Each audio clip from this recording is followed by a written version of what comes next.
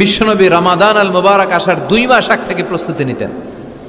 বিশ্বনবী দোয়া করতে শুরু করতেন রজব মাস থেকে, আর আল্লাহর কাছে বলতেন, আল্লাহুম্মা বারিক লানা ফি রজব ওয়া শাবান ওয়া বাল্লিগনা রমাদান। রজব শাবানে বরকতে দাও, রমজান মাসে গুনাহ ঝরাও। সপ্তাহ জুড়ে তুমি বরকতে দাও, জুমার দিনেতে গুনাহ ঝরাও। রজব শাবানে বরকতে দাও, রমজান মাসে গুনাহ ঝরাও। চিল্লায় পড়েন আমিন। রমজান আসার 2 মাস আগে বিশ্বনবী রজব মাস থেকে রমজানের প্রস্তুতি নিতেন। আল্লাহু আকবার। আর পড়তেন, আল্লাহুম্মা বারিক লানা ফি রজব ওয়া শাবান। ও আল্লাহ, রজব আর শাবান মাসে আপনি বরকত দেন। ওয়া বাল্লিগনা রমাদান, রমজান মাসে পৌঁছে দেন। এখন যে মাসটা চলতেছে এটা কি মাস? হ্যাঁ, তাহলে রমজানের প্রস্তুতি নেওয়ার দরকার আছে না নাই? রমজানের 2 মাস আগ থেকে উনি প্রস্তুতি নিতেন।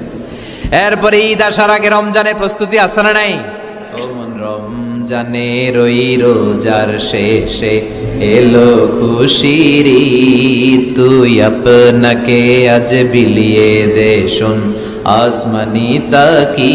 তোর সোনা দানা বালাখানা সব রাহে লিল্লাহ, দে যাকাতে মুর্দা মুসলিমের আজ ভাঙাইতে নিদ। পড়েন, রমজানের ওই রোজার শেষে এলো খুশির ঈদ, তুই পড়বি ঈদের নামাজ রে মন সেই ঈদ গাহে, যে ময়দানে সব গাজী মুসলিম হয়েছে শহীদ। রমজানের ওই রোজার শেষে এলো খুশির ঈদ। আলহামদুলিল্লাহ পড়েন। তার মানে নামাজের আগে প্রস্তুতি লাগে, রোজার আগে প্রস্তুতি লাগে, ঈদের আগেও প্রস্তুতি লাগে। এরপরে হজ যদি পালন করতে চান তারও প্রস্তুতির দরকার আছে না নাই? একজন হজ করবে, প্রস্তুতি লাগবে না? কি প্রস্তুতি লাগবে? হ্যাঁ, পাসপোর্ট লাগবে, হজের ভিসা লাগবে, তারপরে রেজিস্ট্রেশন করা লাগবে, আশকোনার হাজি ক্যাম্পে প্রশিক্ষণ নেওয়া লাগবে, রিয়াল কিনা লাগবে, ইজার কিনা লাগবে, রিদা কিনা লাগবে, বেল্ট কিনা লাগবে, হজের নিয়ম কানুন জানা লাগবে, ঠিক কিনা? দেখেন, নামাজের আগে প্রস্তুতি লাগে, রোজার আগে প্রস্তুতি লাগে, হজের আগে প্রস্তুতি লাগে, কিন্তু যাকাতের আগে লাগে না। হ্যাঁ, যাকাতের জন্য 1 বছর আগ থেকে প্রস্তুতি নেওয়া লাগে। আপনি কবে নিসাব পরিমাণ সম্পদের মালিক হলেন ডায়েরিতে নোট রাখার দরকার আছে না নাই? এজন্য সব সময় ইবাদত করতে হবে একজনের, তিনি কে? প্রশংসা করতে হবে একজনের, তিনি কে? জিকির করতে হবে একজনের, তিনি কে? বিশ্বনবী বলতেন, লা ইয়াজালু লিসানুকা রাতবান মিন যিকরিল্লাহ, তোমার জিহ্বাটা যেন সব সময় আল্লাহর জিকিরে, আল্লাহর স্মরণে ভিজে থাকে। আবার বিশ্বনবী বলতেন, হাব্বুল কালাম ইলাল্লাহি আরবা, আল্লাহর কাছে সবচাইতে প্রিয় কথা 4টি। কয়টি? সবাই বলেন কয়টি?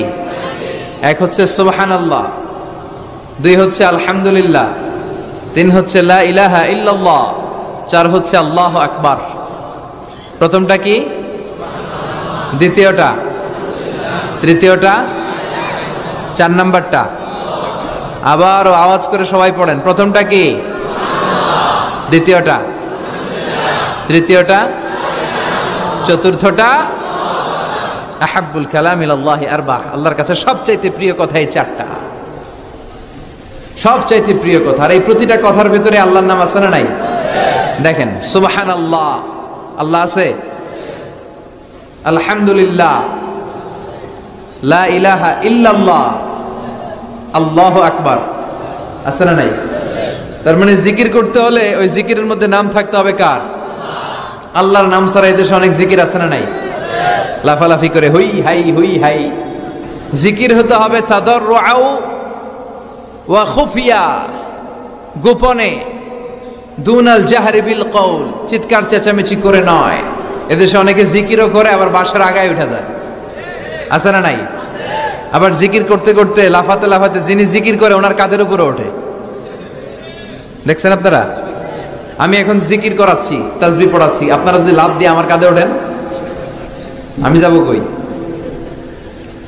আল্লাহ রাসূল সাল্লাল্লাহু আলাইহি ওয়াসাল্লাম সাহাবাদেরকে নিয়ে তাসবিহ পড়ছেন, জিকির করছেন, কোন সাহাবারা লাফাতে লাফাতে খেজুর গাছের আগায়? এরকম পাওয়া যায়?